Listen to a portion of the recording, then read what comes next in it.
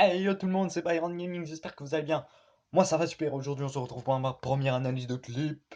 Et on va analyser aujourd'hui PNL Onizuka. Voilà, vous me l'avez demandé dans les commentaires, je vais le faire. Donc voilà, donc les personnages, donc on a Casper qui joue le rôle de NOS. Mesha Django qui joue le rôle de Coca-Cola, donc le méchant, si vous ne l'avez pas compris. Bref, donc aujourd'hui, première analyse de clip, voilà. Donc je vais passer, on va se retrouver dans des moments qui sont intéressants. Allez, à tout de suite. Donc on a Casper qui est en fac de droit et Mecha Django qui rentre lui tranquillement au quartier, voilà. Et qui se fume, voilà, une petite cigarette. Donc voilà, bref, c'est parti pour l'analyse de clip. Voilà, donc Casper qui est en fac de droit, voilà. Je vais mettre un tout petit peu moins fort. Donc là, il va aller prendre le métro.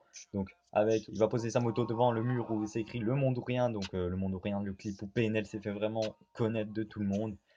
Donc allez, il va prendre son petit métro pour commencer ses petites affaires. Donc il va rejoindre tranquillement un mec donc je ne sais plus son prénom, donc lui. Et ils vont s'asseoir, voilà, devant la fiche de PNL, voilà, dans la légende. Voilà, donc là ils vont s'échanger leurs petites marchandises, voilà, de la thune contre du chichon, voilà. On sait jamais. Voilà, donc, bien évidemment, la pochette de l'album. Donc là, tranquillement, voilà, Casper qui double en agglomération normale.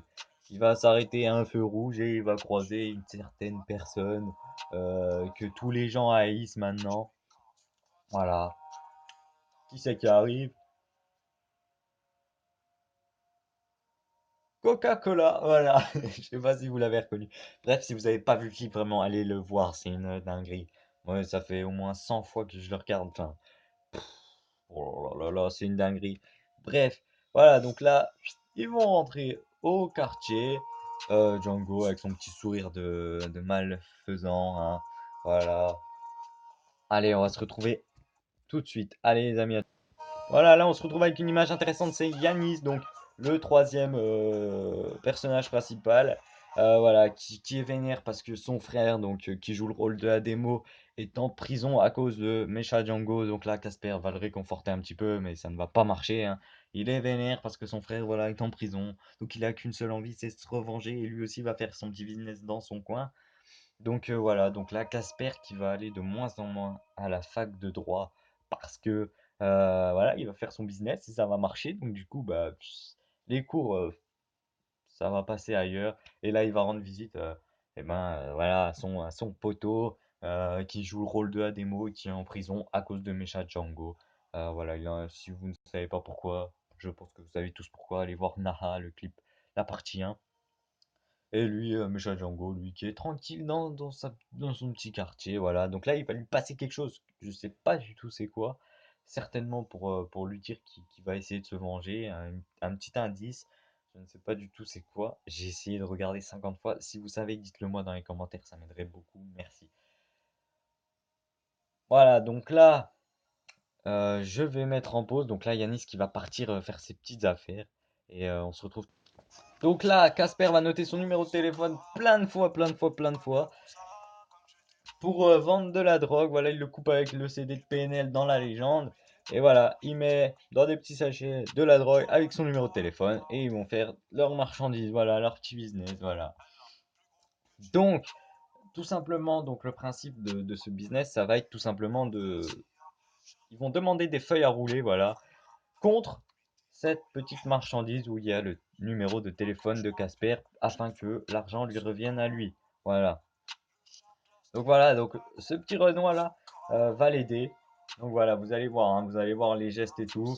Il va lui dire donne-moi de la feuille à rouler, s'il te plaît. Et en échange, il va lui donner le petit numéro de téléphone avec le petit morceau de shit dedans, enfin la bœuf dedans. Voilà.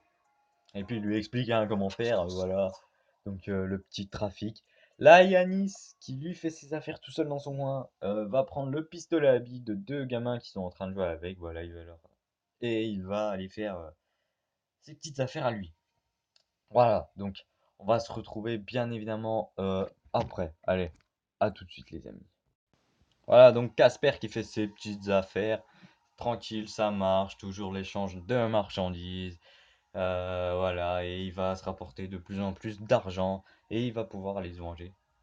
euh, avec Mecha Django. Non, je tourne ma tête parce que voilà, et pour l'instant, voilà, Coca-Cola qui lui fait du mal aux gens pour rien, tu vois. Il n'y a pour aucune excuse, tu vois. Il fait ça gratuitement, tu vois, voilà. Puis regarde, ça l'amuse, tu vois. C'est un psychopathe, ce mec. Regarde ce qu'il fait. Pour rien, en plus. Le mec lui a rien fait. De toute façon, il va s'en prendre plein la gueule. Bref, on va se retrouver après. Voilà, donc là, Yanis va faire son petit vol d'une voiture avec un pistolet à billes, hein. Ça, c'est fort, hein. Genre, le mec, il pourrait voir que c'est un pistolet à billes, non.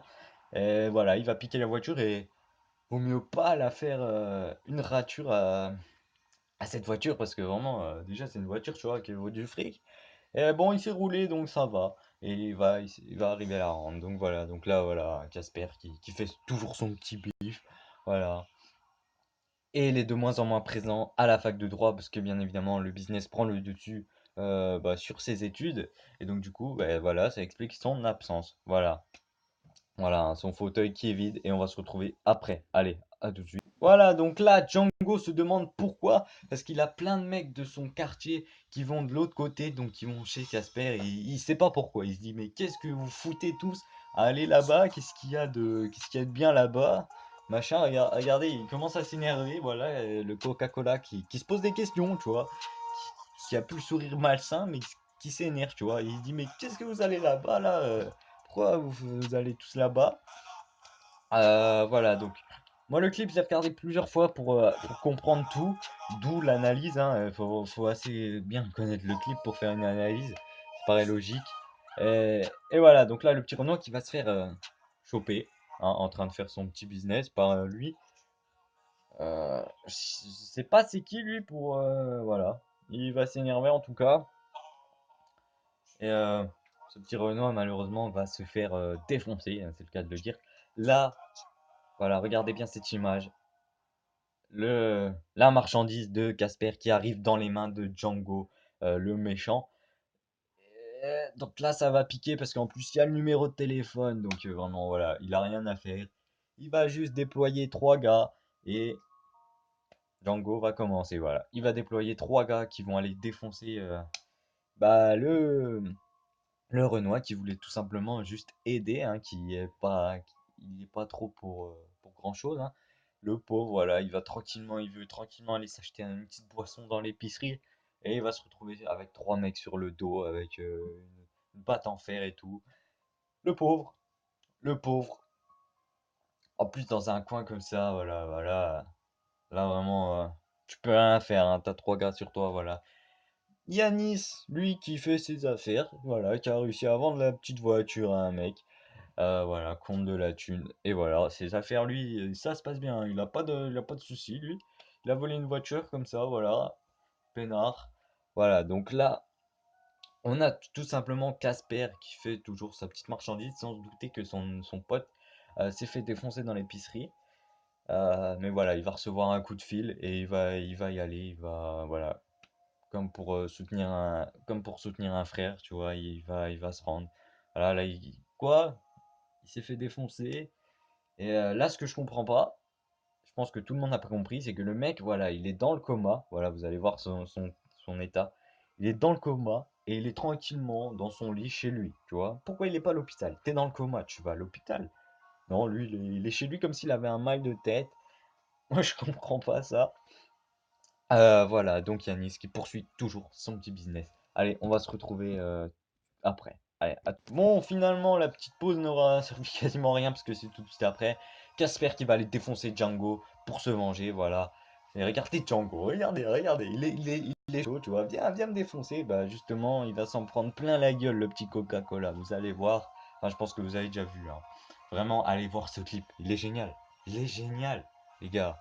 C'est mieux qu'un film, les gars. C'est carrément une série, tu vois. C'est vraiment, c'est un truc de malade. Voilà, donc lui, le mec là qui se fait tabasser.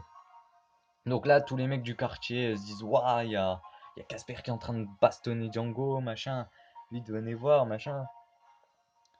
Et, euh, et voilà, donc là, c'est l'un, entre guillemets, un garde du corps de Django qui va vouloir arrêter tout ça, mais il va se faire stopper lui. Et regardez derrière, vous voyez Casper qui est en train vraiment de s'acharner dessus. Voilà, quand ton réveil sonne à 6 heures du mat et que t'as pas envie de te réveiller, là voilà, je vais mettre en pause. Regardez cette image. Moi, je suis super content quand je vois ça, tu vois.